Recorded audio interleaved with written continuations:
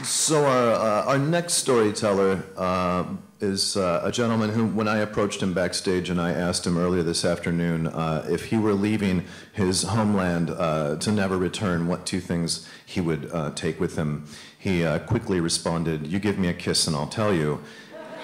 And I thought, I've known you for about a minute, and this is a really awkward transaction. I'm a little jet lagged. Can we at least have dinner? It was odd. The whole thing was odd, and I thought, this is going to go on entirely too long between us. But he finally said, actually, my wife, to which I sort of breathed a small sigh of relief. We're staying at the same Hyatt. And then he added, and my gun. Please welcome to the stage Paul Carter.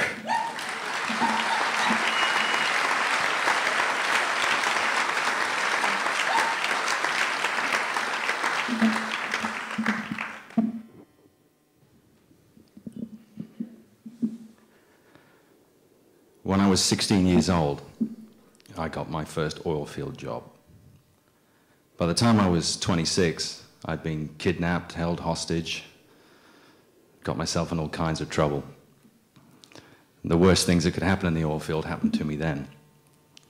And very quickly, I learned that the drill floor is a dangerous place to work. I'd had colleagues die horribly in front of me. One guy was decapitated on a helicopter rotor blade. Another guy was disemboweled on the drill floor. He got his stomach stuck in some pipe. Other colleagues cut limbs off. It was basically a Roman Polanski movie. It was terrifying. So I reached that age, and I'd become quite numb. I'd worked contracts, what we call HE work, hostile environment work, and I'd worked in Colombia and Nigeria. I'd worked all over Southeast Asia and Central Asia, and I saw firsthand that whatever's happening, the drilling will go on regardless. There could be a war, a jihad, a coup, an insurrection, a natural disaster, but the drilling goes on regardless, and at any human cost. And I'd gone to a dark place, and I only really cared about the well and getting paid. So in this unhealthy mental state, and I was on a bit of a self-destructive binge as well, my boss decided to send me to the oil field equivalent of the Betty Ford Clinic. And I found myself in Brunei, on the island of Borneo, in the South China Sea. And I was working for a man at the time by the name of Erwin Herzeg. And Erwin had a fearsome reputation in the oil business, a well-deserved one. He was Yoda. He was the oracle. He was the man, and I couldn't have worked for a nicer chap. He looks like he's got a weapon-grazed temper, but he's actually a complete gentleman. One of the other guys on the crew was a guy by the name of Ambu Gang, who's a Iban Indian from over the border in Sarawak, and he's got the headhunter's tattoos, the bamboo tattoos on his throat. And Ambu lived in a straw thatch hut in the jungle, basically. And he had 3 teenage boys, and the boys would go out and blowgun animals, and they came home with a dead monkey one day. And it was a female, and she was nursing an infant. So they put the infant in a bamboo bird cage, and he was too young to be away from his mother, and he was just wasting away. And Erwin and I visited Ambu, and when we saw this pathetic little bag of skin, his little chest was pathetic, and he broke our heart immediately, so we brought him home. And of course, you got a staff house full of rig pigs. They looked at us and said, break its neck, flush down the toilet, eat it. We said, no. We got in the car and we drove 2 hours to the veterinary clinic and came back with 6 months worth of baby monkey formula. And I walked in, and I took him out of the cage, and I had this little, pathetic, shaking creature, big enough to fit in my hand. He looked like he'd come straight from Middle Earth. He was kind of... And he just broke my heart, and I took it upon myself to raise this monkey and save it. So he made a sling out of a pillowcase, and I had a little bot and walk around and he'd shit all over me, and Joe grew up pretty quickly. I was brushing his teeth. I was in the shower with him, and for 3 years I literally had a monkey on my back. He wrapped around my throat. I had hair then, and we'd preen, and it was great. It was great fun. Now, when male macaques hit monkey puberty, strange things begin to happen. Joe developed a real interest in Pearl Jam. Where's Dan? Probably while he was in Texas. Joe was headbanging in the jungle to Pearl Jam. He started smoking. We didn't give him cigarettes, but monkey see, monkey do. And some of you have got kids, I'm sure, and pets. Combine them, and you've got this little man that goes vertically up the curtain, straight across the rafters. If he gets annoyed, they'll be screaming everything, in fact, up to and including throwing shit. So, out of control. So, I'm trying to deal with this monkey and give him some manners, even though he was smoking, and we were terrified he was going to burn the house down. He couldn't actually light up, but anyone within 30 feet who lit a cigarette, it's gone, and he's perched up somewhere.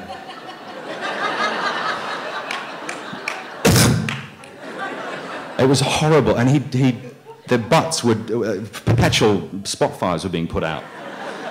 And we all knew he was going to burn the house down eventually. The other thing that he did that was quite annoying was if he needed to urinate, he just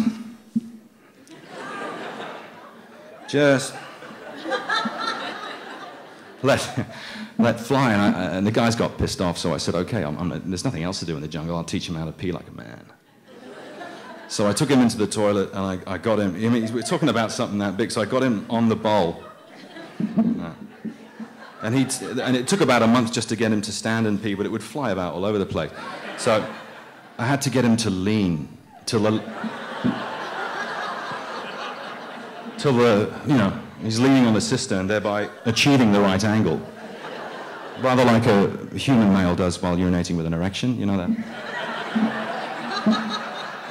And so he'd go. He couldn't, we had an old toilet and the plunger, he didn't have the power to weight ratio, so he'd just sort of stand on it and go like this. So there was hours of fun there.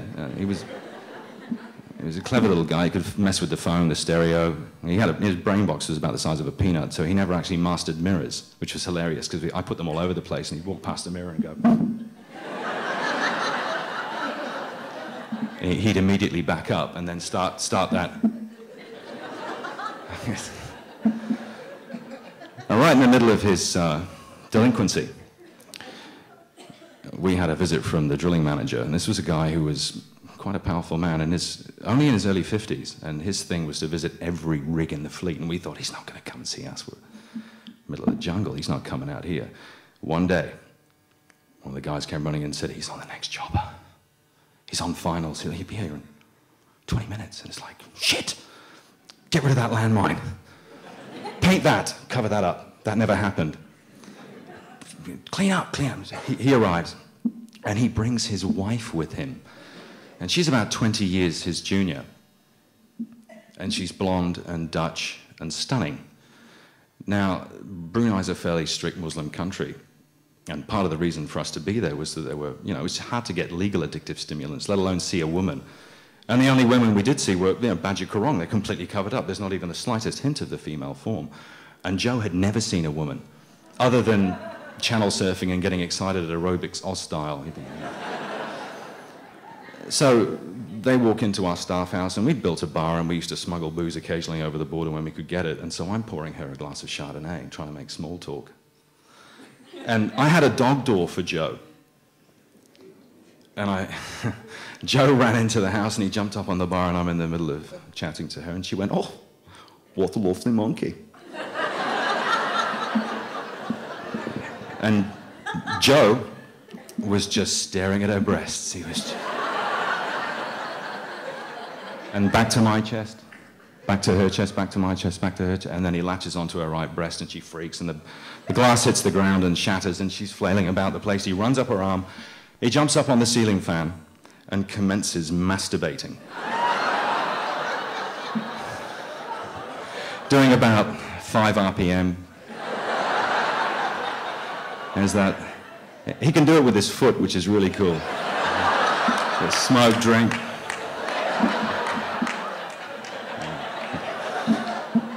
So everything in our house came from somewhere else. And this particular ceiling fan looked like come out of a factory or something. It was like a World War II warplane propeller had been nailed to the ceiling. And number 5 was enough to send furniture rattling across the floor. Grown men would be pinned going... So Erwin walked up to me and said, "Get that fucking monkey out of here."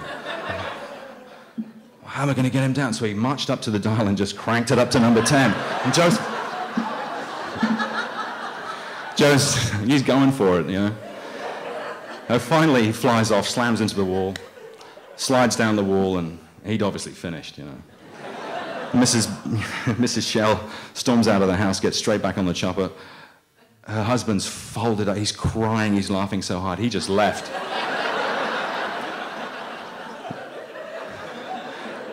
Joe calmly walks across the room, jumps up on the stool she's sitting on and goes...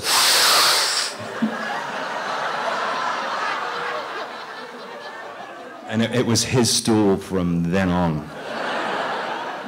Nobody touched that stool. I went off and did a long campaign offshore, and I got back, and the jungle would eat the house if people were gone for a long period of time. It was like the dunes in the desert. It would just eat the house. And I got back, and everybody was away on other campaigns, and I just wanted some quiet time. So I walk into the laundry, I tip my offshore bag into the washing machine. I take my clothes off, I chuck them in the washing machine, and I'm knackered, and I'm just padding down the hallway towards the bathroom for the 3 S's. Guys, shit, shower, and a shave, right? Close the bathroom door, sitting on the toilet. And Joe came in the dog door, chattering, looking for me, calling out. I'd like to think it was because he loves me, but it was probably because he wanted a fucking cigarette. So I'm sitting on the bog, and this particular toilet door was made of solid teak, and it was just 4-inch thick solid teak, and it didn't line up properly with the door jamb, and there was a 3-inch gap at the bottom. And I'm sitting there, and this face appears.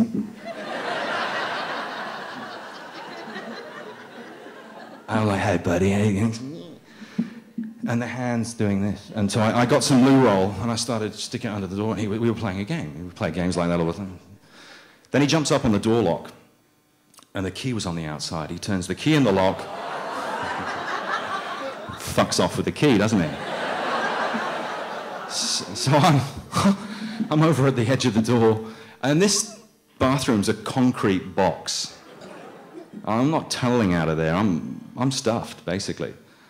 So I think fast. So I grab the shower curtain, shove it under the gap, and think if I call him back and distract him, offer him a Cuban or something, maybe he'll drop the key and I can pull it through and get out. No, he was gone. I could hear him with the bloody thing, banging things with it. 14 hours later, I'm getting ready to cry myself to sleep in the bath.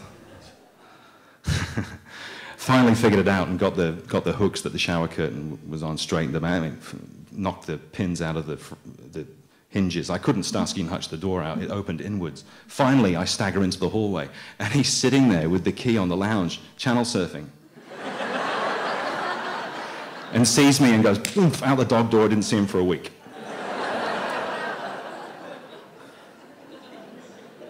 And then there was a festival in the village. It's called Hari Raya, and it coincides every 15 years with Chinese New Year, and I was there for that, and the whole village goes completely mental.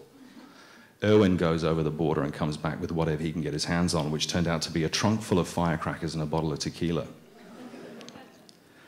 So what do 2 grown men do when they're in the jungle with nothing to do and everyone else is awake? We drank the tequila, shoot off some firecrackers, and our whole place was littered in coconuts. And you pick up the coconut, you could push a firecracker into it, light it with a cigarette, hurl it down the Jalan, and there was a huge concussion. Coconut would vaporize. Great fun. So we're both staggering around doing shots, hurling these coconuts at each other, and bang, bang, bang.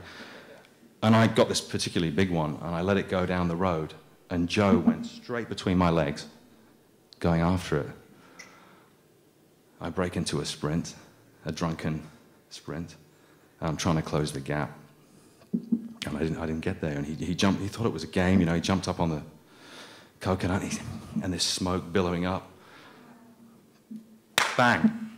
He flies off into the bush, and I scream, and I run in, and I find him, and I picked him up, and he was completely, everything was broken. And there was blood coming out of his ears, his mouth, his nose. you know, I started CPR, you know. Owen could see what was unfolding. And he said, get in the car. I got in the car, I was just dissolved in tears. We drove to the Shell Emergency Medical Center, and most big evil oil multinationals have a facility whereby if someone cuts something off, doesn't matter how remote it is, there'll be a surgeon standing by 24/7, he'll sew your shit back on, you know. So we roll up to this place and bang on the door, and he opens the door and sees 2 drunk roughnecks and a dead monkey. And he tells us where to go, and Owen got a hold of him, shoved him back inside, closed the door and locked it. And he said, now you're gonna look at this fucking monkey, or I'm gonna do shit to you that I wouldn't do to a farm animal. And the guy went, he looked at me, I'm there. And he went, I gets the stethoscope and he starts probing. And he says, this monkey is dead. And I went, okay. We got back in the car, we drove back to the staff house, and I got the shovel out of the shed. And I found a pretty spot, and I dug a hole, and I buried him with his favorite Pearl Jam CD, pack of cigarettes, the last can of Heineken, and the bathroom key. And I filled the hole up and I pushed it down with my feet. And I was gutted. I didn't speak to anybody for about 2 months.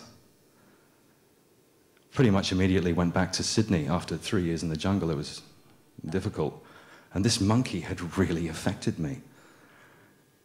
And I slowly got back into doing the HE work and slotted back into life, the offshore life again. But this time, things were different, and my eyes were wide open.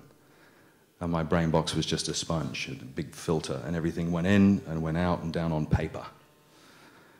Because of that little prick, he changed everything. And I'm absolutely delighted to say that just 2 months ago, I stood in the hospital just after the doctor had started my daughter's heart, and I'm holding her in my hand. And I thought about Joe again.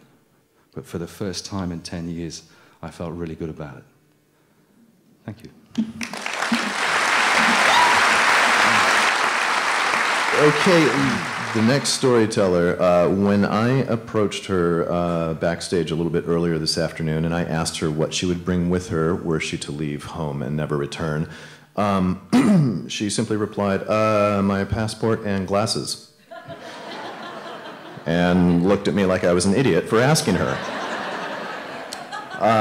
Which I thought to myself, that is a pretty stupid thing to be asking people. They're just going to grab their keys and a hat and go, you know. Please welcome to the stage Maureen Neely.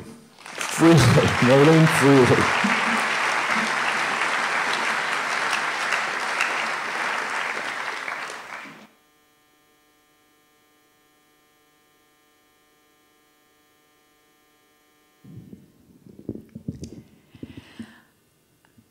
I was born in New Jersey, but I always knew we weren't going to stay there, because every night, when my father put us to bed, he'd bring out the globe, and he'd show us the countries, he'd tell us their names, and then he'd say that when he got his PhD, he was going to take us around the world, because that's what he'd promised my mother when he'd met her. One day, when I was 8 years old, he brought the globe in again, and he pointed at the purple country we knew to be Turkey. And then he showed us Istanbul and reminded us that it was partly in Europe and partly in Asia. And he said that he had a job there and it was going to be our first stop on our trip around the world. Then he showed us an old issue of the National Geographic where there was a picture of Robert College where we would be living. And it was a beautiful picture of a terrace looking out over the Bosphorus and the hills of Asia and a castle that Mehmed the Conqueror had built in 1453 when he laid siege to the city. And all the hills were wooded but purple, and he explained to us that those were the blossoms of the Judas tree. A few weeks later, we got on a prop plane. This was 1960. It took 12 hours to get across the Atlantic. we landed in Copenhagen, and then by day we flew across Europe. And we were so close that it looked like a toyscape. Lovely little houses, beautifully shaped farms. We could even see the cars. But as we went east, the land started getting a bit more disorganized. Things got a bit browner. And by the time we got to Istanbul, all there were brown hills and more brown hills. And we landed, and it was this crowd of dust and noise. And every time the dust cleared, you'd see donkeys and horses